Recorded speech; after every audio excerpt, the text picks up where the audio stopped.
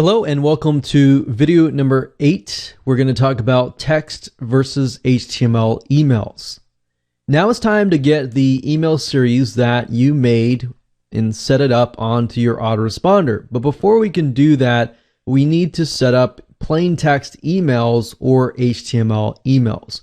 Now you might be asking, why does that matter? Well, HTML emails allow you to really track within your autoresponder your open rates, while plain text emails, they'll allow you to track the actual links themselves if somebody clicks on the links, but you really can't figure out if somebody actually opened the email unless you use HTML based emails.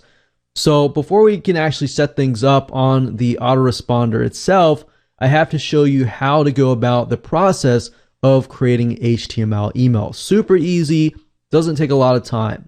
Now, there is a big debate as to whether text will get better delivery rates compared to HTML. But we found that at the end of the day, if you can use HTML emails, great. If you have to stick with plain text, that's fine. So either way, I want to show you how to create both so that whatever route that you take, you can actually figure out how to set things up correctly.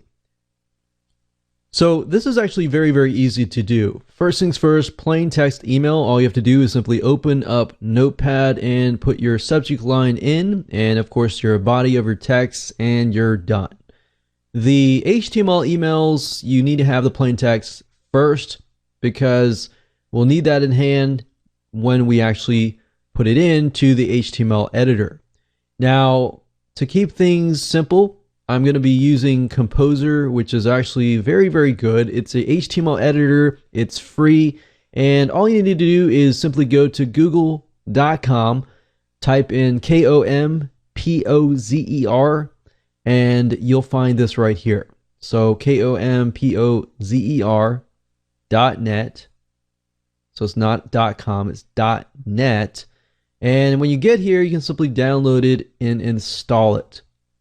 Now, they do have versions other than Windows. So if you click on downloads, you'll be able to see that they also have different languages, other versions for Windows, Mac, and Linux.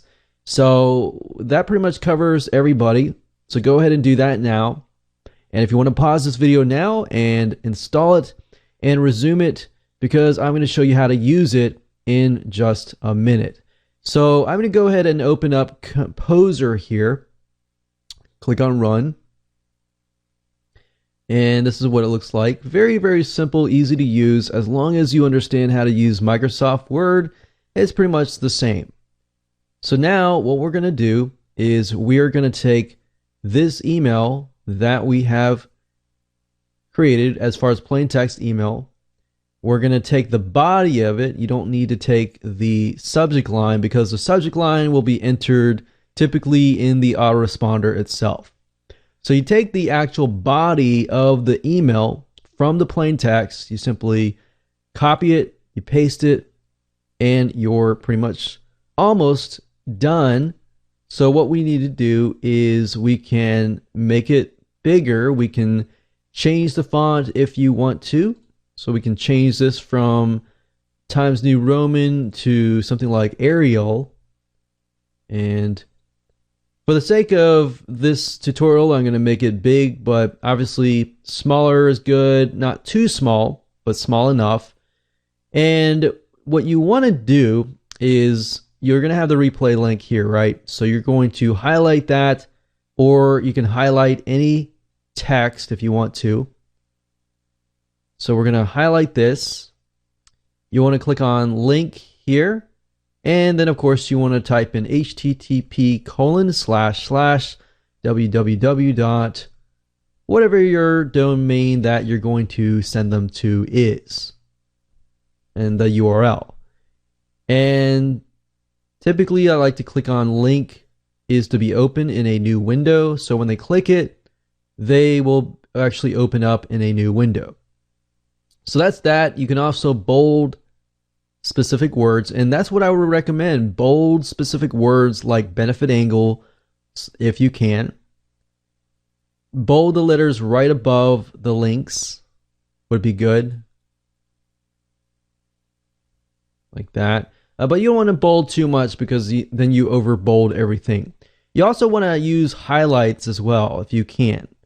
So if you say it's a huge time saver, we could highlight that. We could click on this little icon here, which allows us to choose highlight color for text. So we can choose something like yellow, press OK. And as you can see, we put a highlight behind it.